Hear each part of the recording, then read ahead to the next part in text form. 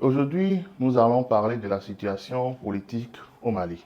Pour ceux qui ne le savent pas, M. Assimi Goïta et son gouvernement ont annoncé à travers un décret l'interdiction de toute activité politique au Mali par les partis et les associations du pays. Après cette annonce, les différents partis sont montés au créneau pour dénoncer une sorte de dictature qui serait instaurée au Mali. Et je trouve qu'ils n'ont pas raison. Je vous explique pourquoi. Tout d'abord, le Mali connaît une grave crise sur le plan sécuritaire avec les djihadistes qui tuent la pauvre population et qui récupèrent les terres.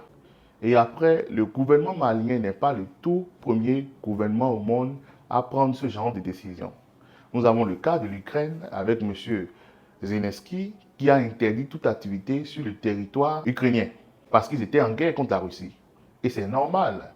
Je ne trouve pas comment des politiciens peuvent trouver normal qu'on puisse avoir des activités politiques en pleine guerre. C'est vrai que ces opposants mettent en avant le fait que le gouvernement en place n'a pas respecté la période de transition comme ils l'ont annoncé il y a de cela 4 ans après le coup d'État. Ils ont dit que vers fin mars en 2024, ils vont organiser des élections et le futur président sera choisi à l'issue d'une élection présidentielle démocratique. Et aujourd'hui, nous faisons tout ce constat.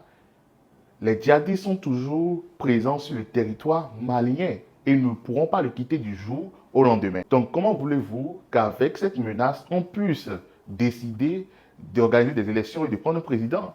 Quel gouvernement peut-il travailler dans une sorte d'insécurité où la population n'est pas heureuse et elle est menacée? A-t-il de gouvernement sans force de l'armée? Il y a de cela quelques années encore, il y avait un gouvernement en place dirigé par des politiciens maliens. Mais ils n'ont pas pu lutter contre ces djihadistes. Malgré qu'ils étaient en collaboration avec l'armée française, ils n'ont pas pu. Et ces militaires qui sont aujourd'hui au pouvoir étaient sur le terrain et défendaient la patrie. Et ont constaté que le gouvernement en place n'avait pas les forces de chasser les djihadistes du territoire. Et c'est pour cela qu'ils ont fait le coup d'État, ils ont pris le pouvoir. Et aujourd'hui, on voit le résultat. Chaque jour que Dieu fait, il chasse un peu plus les djihadistes et récupère les territoires. Je trouve que les politiciens maliens sont de mauvaise foi. Car normalement, à ce moment précis, avec la crise que connaît le Mali, ils devaient demander une assise avec le gouvernement en place, avec la junte militaire en place, pour pouvoir discuter des manœuvres à mettre en place pour pouvoir aider le pays à éradiquer le problème des djihadistes et penser après au développement du pays. C'est vrai que la junte militaire en place et le gouvernement en place ont mal fait de prendre cette décision d'interdire les mouvements politiques. Parce que de un, ils n'ont pas respecté le calendrier de la transition. Et en ne respectant pas ce calendrier, ils envoient un mauvais message. C'est comme s'ils veulent rester au pouvoir et ne vont pas organiser les élections. Mais si on analyse bien, ils ne peuvent pas laisser le pouvoir à un futur gouvernement avec une insécurité et tout ce qui se passe actuellement sur le territoire malien.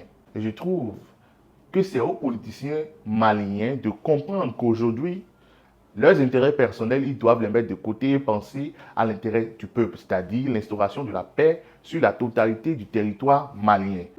Car s'ils continuent tous de se lever et de revendiquer, ils risquent de réveiller leurs militants et de les monter contre le gouvernement en place. Et c'est les djihadistes qui vont profiter et entraîner ces militants dans leur cause. Et cela risque d'aggraver la situation du Mali. Donc, il faut juste demander au gouvernement en place d'organiser une assise où ils vont tous discuter des intérêts communs du peuple. Merci d'avoir suivi l'intégralité de cette vidéo. Je vous invite d'ailleurs à laisser vos différentes opinions en commentaire pour qu'on puisse en discuter. Abonnez-vous à la chaîne et activez la cloche de notification. À la prochaine.